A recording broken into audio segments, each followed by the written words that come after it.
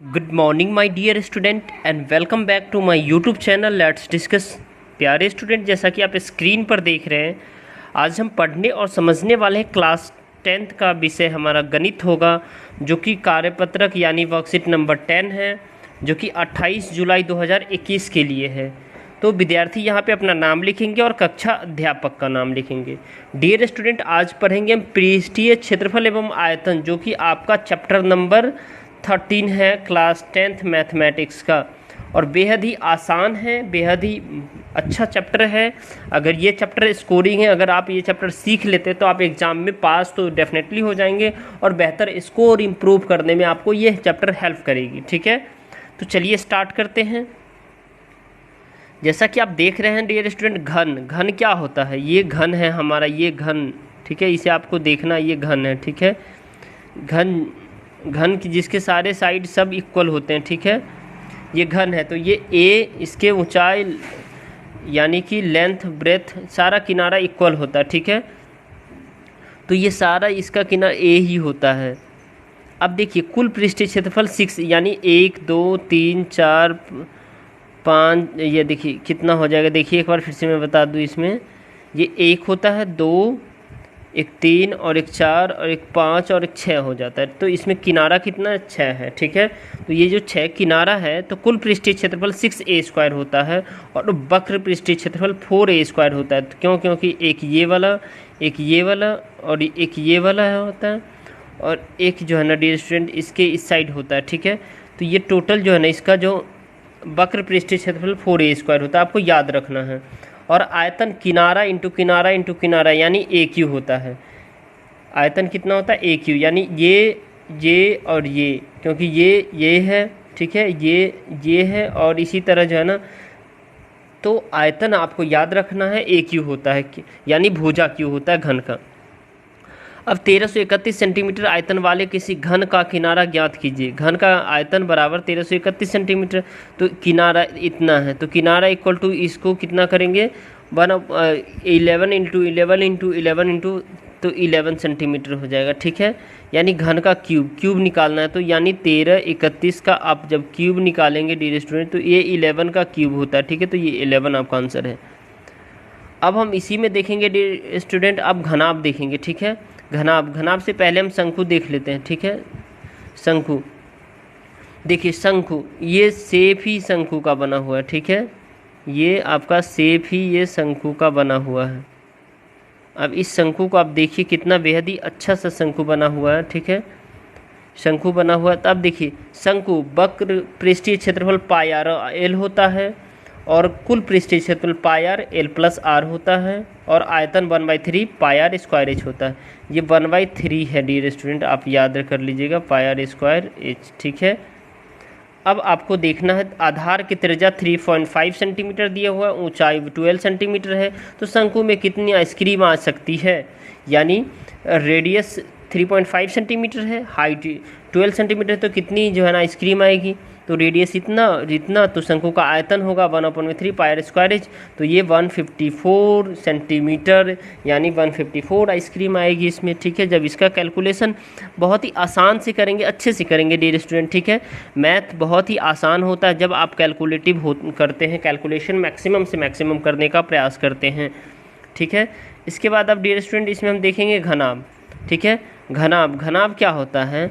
तो घनाभ कुल पृष्ठीय क्षेत्रफल 2LB plus BH plus HL होता है। अब यहाँ पे देख सकते हैं, ये आपका घनाभ है। क्या है? ये आपका घनाभ है। ये आपका घनाभ बना हुआ है, बेहद ही आसान सा है ये। ठीक है, ये आपका घनाभ बना हुआ है। ठीक है, देखिए ये आपका घनाभ है। ठीक है, अब ये घनाभ का कुल पृष्ठीय क्षेत्रफल 2LB plus 2 into LB plus BH plus HL होता है। वक्र पृष्ठीय क्षेत्रफल 2LB 2H into L plus B होता है, और आयतन L into B into H होता है। यदि एक डब्बे की बीमाएँ 80 सेंटीमीटर है, 40 सेंटीमीटर है और 20 सेंटीमीटर है, तो इस डिब्बे को पूरा ढकने के लिए 40 सेंटीमीटर भुजा वाले कितनी गोल वर्गाकार कागजों की आवश्यकता होगी? ठीक है, वर्गाकार कागजों की आवश्यकता होगी। तो इसमें देखते हैं डियर स्टूडेंट, यानी कि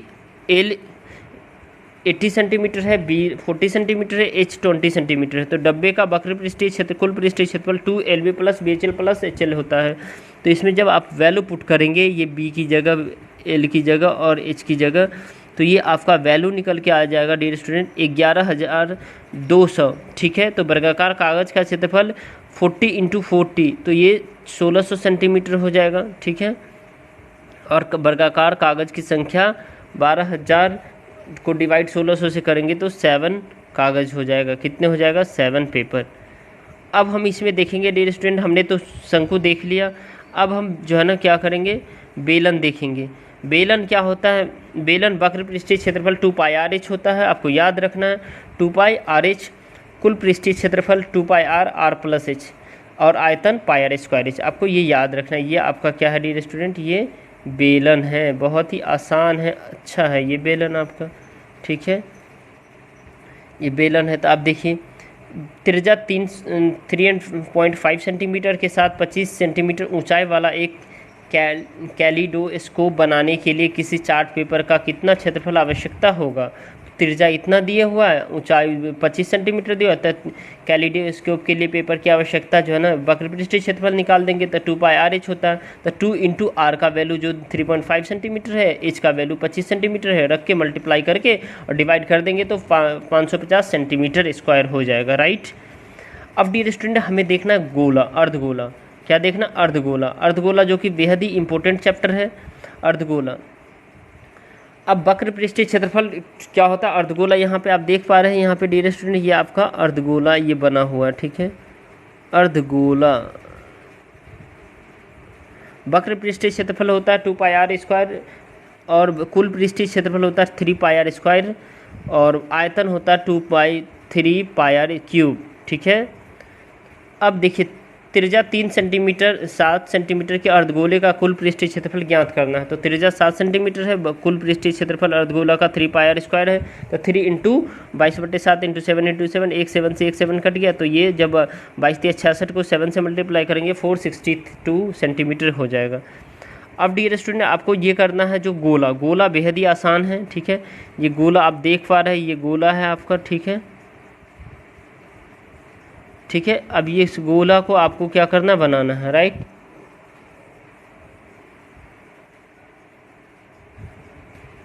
तो देख रहे हैं डियर स्टूडेंट, यहाँ पे आपको जो करना है, ये आपका गोला है। तो गोला यहाँ की ये देखिए, ये आपका रेडियस हो गया। ठीक है, और ये पूरा जो है ना डियर स्टूडेंट, ये आपका जो है ना क्या हो गया, तो गोले का जो रेडियस r होता है, पृष्ठीय क्षेत्रफल 4πr² होता है, और आयतन 4/3πr³ होता है, और ये त्रिज्या है, और ये आपका डायमीटर है। ठीक है, जिसे व्यास कहते हैं। ठीक है, अब देखिए त्रिज्या 11.2 सेंटीमीटर के गोले का आयतन ज्ञात कीजिए। तो आयतन गोला का 4/3πr³ होता है।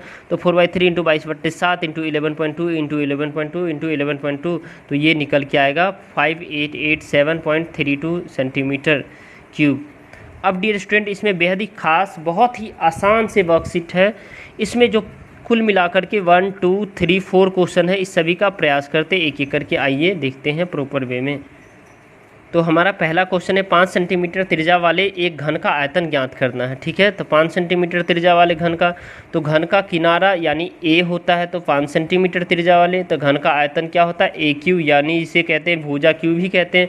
तो 5 का क्यूब करेंगे तो 125 का सेंटीमीटर क्यूब हो जाएगा। तो ये पहला का आपका आंसर हो गया। ठीक है डियर स्टूडेंट, आई होप आपको समझ में आ रहा है। अब नाउ क्वेश्चन नंबर हम सेकेंड देखेंगे, यानी 3 मीटर 6 मीटर 2 मीटर माप के एक घनाभ का आयतन ज्ञात करना है। आयतन ज्ञात करना है यानी L B H L = 3 B = 6 और H = 2 सेंटीमीटर है। तो चलिए हम इसे ज्ञात करते हैं। तो घनाभ की लंबाई = 3 सेंटीमीटर, चौड़ाई = घनाभ की 6 सेंटीमीटर, और घनाभ की ऊंचाई 2 मीटर। तो घनाभ का आयतन क्या होता है? लंबाई गुने चौड़ाई गुने ऊंचाई होता है। ठीक है, तो घनाभ का आयतन लंबाई गुने चौड़ाई गुने ऊंचाई होता है डियर स्टूडेंट। तो 3 × 6 × 2, तो ये 36 मीटर क्यूब हो जाता है। ठीक है, आई होप आपको ये समझ में आ रहा है डियर स्टूडेंट। अगर लगता है ये वीडियो आपके लिए हेल्पफुल है तो इस वीडियो को अवश्य लाइक कीजिए, अपने दोस्तों तक शेयर कीजिए, और चैनल पे नए हो तो चैनल को सब्सक्राइब जरूर कर लीजिए ताकि आपको लेटेस्ट नोटिफिकेशन मिलता रहे डियर स्टूडेंट। और इस चैनल पे 1 से 2 दिन पहले आप सभी के लिए वर्कशीट प्रोवाइड कर दी जाती है। Thank you. चलिए आगे देखते हैं। नेक्स्ट क्वेश्चन नंबर हम 3 देखेंगे। क्वेश्चन नंबर 3 है हमारा डियर स्टूडेंट, त्रिज्या 2.8 सेंटीमीटर के आधार पर 10 सेंटीमीटर ऊंचाई के बेलन का कुल पृष्ठीय क्षेत्रफल ज्ञात करें। यानी आधार 2.8 है और हाइट 10 सेंटीमीटर है, तो कुल पृष्ठीय क्षेत्रफल किसका? त्रिज्या, यानी कि कुल पृष्ठीय क्षेत्रफल ज्ञात करना है बेलन का। तो बेलन का कुल पृष्ठीय क्षेत्रफल डियर स्टूडेंट जो होता है, बेलन का कुल पृष्ठीय यानी त्रिज्या जो है ना 2.8 सेंटीमीटर है, ऊंचाई 10 सेंटीमीटर है, तो बेलन का कुल पृष्ठीय क्षेत्रफल 2πr और r प्लस h होता है। तो 2 × 22/7 × 2.8 जो त्रिज्या दिया हुआ है 2.8 × h 10 दिया हुआ है, ठीक है। तो जब इसका डियर स्टूडेंट आप करेंगे तो ये देखिए, ये 2.8 22/7 × 2 पॉइंट अगर इसको हटाया तो 10 आ गया नीचे यहाँ, ठीक है। और ये 12 ये ऐड करेंगे तो 12.8 हो जाएगा, ठीक है। 12.8 हो जाएगा। तो इसको जो है ना डियर स्टूडेंट, अब जब इसको मल्टीप्लाई करेंगे और इसको डिवाइड, तो 7 से 7 4 जा 28 होता है।